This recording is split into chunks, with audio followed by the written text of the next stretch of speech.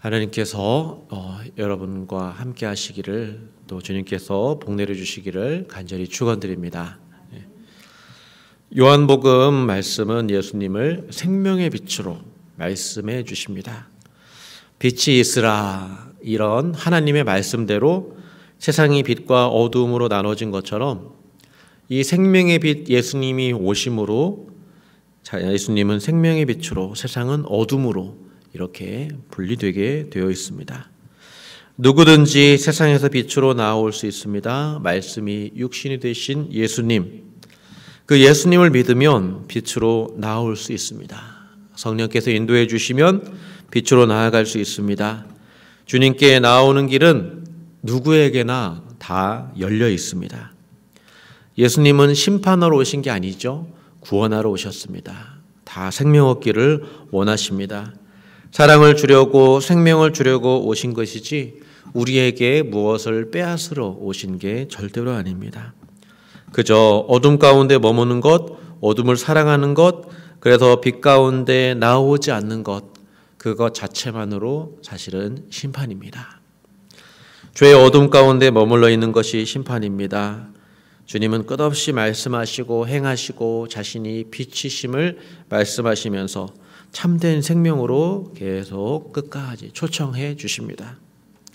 복음서를 쓴 이 요한은 이를 알기 때문에 이 예수님을 전하고 싶은 것이죠. 그래서 복음서를 기록했고 복음을 전합니다.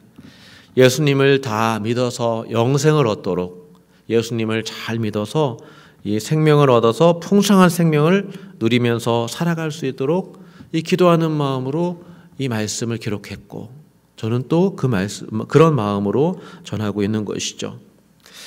예수님께서 행하시는 모든 곳에서 이런 일들이 일어납니다. 빛과 어두움이 나눠집니다. 누구는 믿고 또 누구는 거부하는 일들이 발생하기 마련입니다. 이렇게 해서 그들은 자신이 제자인지 아닌지를 드러냅니다. 세상에 속한 자인지 창조주에 속한 자인지 그 예수님을 바라보면서 그 예수님을 보는 그 태도에서 그것이 드러납니다. 오늘 읽은 말씀에도 그런 모습들이 드러나는데요. 때는 6월절 엿새 전입니다. 6월절 시기를 맞추어서 예수님은 예루살렘에 가고 있는데, 예수님은 자신의 계획대로 또 하나님의 뜻대로 예수님은 세상을 위한 어린 양으로서 예루살렘을 지금 가고 있습니다. 그 6월절 그날을 바라보며 걸어가고 있습니다. 그렇기 때문에 예수님께서 잔치하러 가시지만 사실은 베다니로 가는 그 길은 십자가의 길을 걸어가고 계신 것입니다. 고난과 죽음을 바라보고 또 그것을 뛰어넘어 부활의 영광에 그 생명을 바라보며 걸어가시는 것입니다. 예수님은 베다니, 그 나사로가 다시 살았던 바로 그곳으로 가십니다. 그런데 거기에서는 잔치가 열렸죠. 아마도 마르다와 마리아가 준비했겠죠. 그리고 자신들만 즐기는 것이 아니라 그것을 함께 본 온 동네 사람들이 함께 즐길 수 있도록 잔치를 준비했습니다. 기쁨의 잔치죠. 나사로가 다시 살아났기 때문입니다. 사람들이 기뻐하는 일은 이해가 갑니다. 예수님 보면 얼마나 기뻐하겠습니까?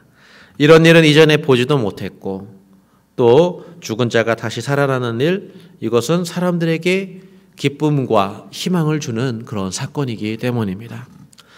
그렇지만 한번 생각해 보십시오. 나사로는 또 병이 들어서 죽게 될 것인가? 또 영원히 죽지 않고 살 것인가? 그러면 예수님께서는 나사로뿐만 아니라 다른 사람도 살려줄 수 있지 않는가? 나사로의 사건은 나사로의 생명만이 아니라 주변에 있는 많은 사람들의 마음을 자극했을 것입니다. 물론 어떤 사람들은 다시 살리고 싶지 않은 사람도 있겠죠. 그렇지만 다시 살리고 싶은 사람이라면 예수님을 아마 붙잡아 데리고 가고 싶지 않았을까, 이런 생각을 해봅니다. 이 잔치는 기쁨의 잔치이기는 하지만, 그러나 진정한 기쁨의 잔치는 아직 아닙니다. 단지 하나님의 영광을 가리키는 표적일 뿐, 진정한 부활의 영광, 진정으로 생명을 주시는 그 일은 아직 일어나지 않았기 때문입니다. 이것은 표적으로서의 기쁨이지 진짜 실제로 주시는 그 예수님의 부활 생명을 얻고 누리는 그런 기쁨은 아직 오지 않았습니다. 진정한 기쁨의 잔치는 바로 그날이죠. 우리 모두가 부활의 그 영광에 참여할 때 주님과 함께하는 바로 그 자리가 진정으로 충만한 기쁨의 자리가 될 것입니다. 그리고 우리는 그날을 바라보고 있죠. 그날을 기다리고 있고 성령의 은혜로 우리는 교회 안에서 지금 이 기쁨의 잔치를 맛볼 수 있습니다. 그래서 주일은 부활의 기쁨을 나누는 날입니다. 이 날을 바라보는 날입니다. 우리가 가야 될 곳이 바로 그런 곳이다 라는 것을 늘 항상 생각하며 예배하는 날입니다. 부활하신 주님과 함께 기쁨의 잔치를 미리 맛보는 날이죠. 주일은 예배는 그런 날입니다. 그래서 작은 부활절입니다. 우리가 장차 생명의 빛 되신 주님을 만나는 날, 그걸 맛보는 날, 그리고 은혜를 받는 날, 천국을 맛보는 날, 바로 그런 날들이 바로 주일입니다. 그래서 주일은 작은 잔치입니다. 생각해 보십시오. 잔치의 주인도 예수님이시고 잔치의 음식도 예수님이시고 잔치의 음료도 예수님이시고 잔치를 기쁘게 하는 포도주도 다 예수님이 주십니다. 예수님께서 잔치에 참여하실 때 마르다는 예전과 같이 열심히 잔치를 준비합니다. 그리고 나사로는 예수님과 함께 앉아 있습니다. 그렇지만 그 잔치를 다르게 준비한 한 사람이 있었는데 그의 이름은 마리아였습니다. 마리아는 무슨 이유인지 지극히 비싼 향유 순전한 나드 한 근을 가지고 예수님의 발 앞에 붓습니다. 발이라는 것은 온몸을 상징합니다. 예수님이 제자들의 발을 씻어주면서 너희 온몸이 깨끗하다 이렇게 말씀하신 것처럼 말이죠.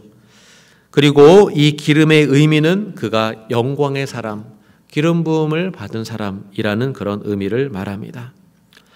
마리아는 예수님을 향한 사랑과 헌신의 의미로 자기의 머리털로 그의 발을 씻어 그곳을 향유 냄새로 가득 채웠습니다.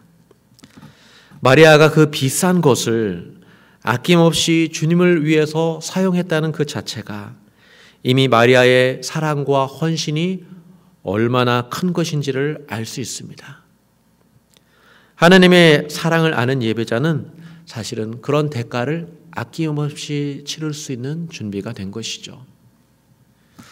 그런데 우리는 이 향유 냄새가 정확히 무슨 냄새인지 모르지만 거기에 있는 사람들은 이 냄새를 맡으면 아마 다 알 것입니다. 이 냄새가 죽은 자를 장사하기 위해서 바르는 향유 냄새이기도 하다는 것이죠. 마리아는 자신의 행위가 무엇을 지시할 것인지는 정확히 몰랐을 것입니다. 그런데 이것은 자기도 모른 채 예수님의 장사를 위해 준비하는 행위가 됐습니다.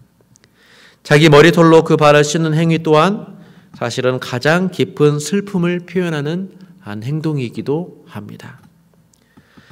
예수님은 마리아의 이 깊은 헌신과 사랑의 표현을 받으시고 이 여인의 이 행동을 장사를 위해서 가만두라, 내버려두라 라고 말씀하시면서 이 여인의 행동을 자신의 십자가의 길을 가는 데에 이렇게 받아주십니다. 그리고 이 일을 기억하라 하십니다. 우리가 예배하는 마음으로 드리는 그 무언가가 있다면 사실은 하나님께서 받으시고 하나님의 뜻 가운데 사용하실 것입니다. 우리가 알지 못하는 일에 하나님은 기쁘게 사용하실 수 있습니다. 우리는 기쁜 마음으로, 감사하는 마음으로, 사랑하는 마음으로 드리는 것이죠. 마리아가 드린 값진 향유, 그 향유의 냄새는 죽음의 길을 걸어가시는 예수님의 마음을 가득 채웠을 것입니다. 잔치 가운데, 그 잔치 가운데 또 다른 영원한 기쁨의 잔치를 준비하기 위해서 가시는 그 예수님의 길, 그 예수님의 십자가의 길을 이 마리아는 향유로 가득 채웠습니다. 놀라운 일은 예수님의 제자 가운데 한 명이 어둠 가운데 있다라는 것이 드러납니다. 그는 유다였는데 여인의 행동을 계산했습니다. 계산이 빠른 사람입니다. 일을 참 잘했던 것 같습니다. 그가 회개를 맡았기에 그것이 얼마짜리라는 것을 이미 다 파악했습니다. 그것은 300데나리온 정도 되어서 그렇게 말하죠. 이것을 팔아서 가난한 자들에게 주지 아니하였느냐 하면서 정말 옳은 일을 위해서 더 쓰여지지 아니하겠느냐. 정말 아깝다는 말, 더 좋은 데 쓰여져야 되는데 이게 버려지는 게 너무 아깝다라는 그런 말을 합니다. 그렇지만 속마음은 그렇지 않았던 것이죠. 그게 아까운 것입니다. 그게 얼마짜리인데.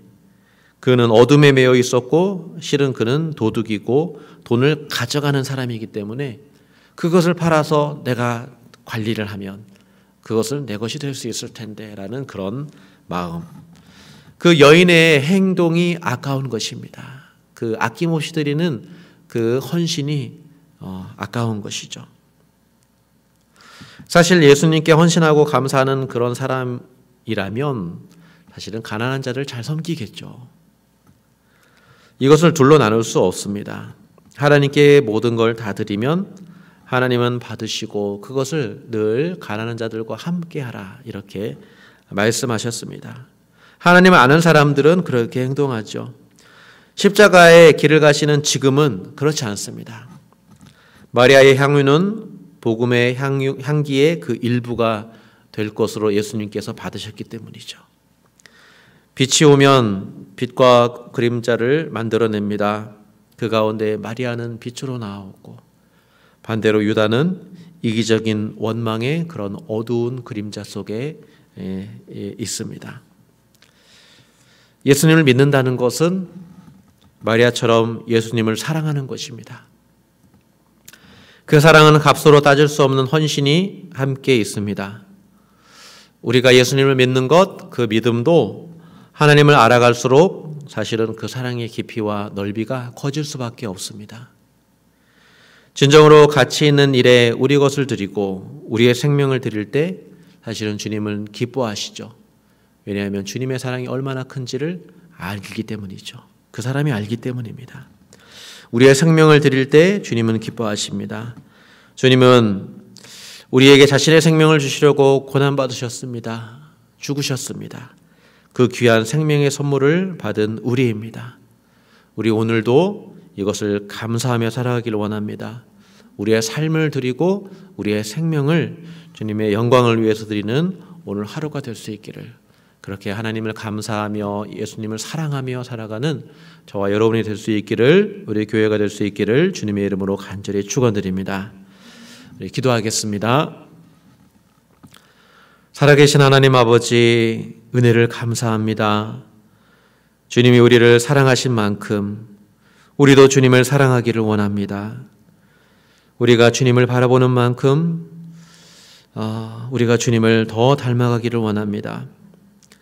우리 마음에 주님의 사랑을 부어주시고 세상의 빛으로 소금으로 오늘도 그 사명을 감당하며 살게 하여 주시옵소서.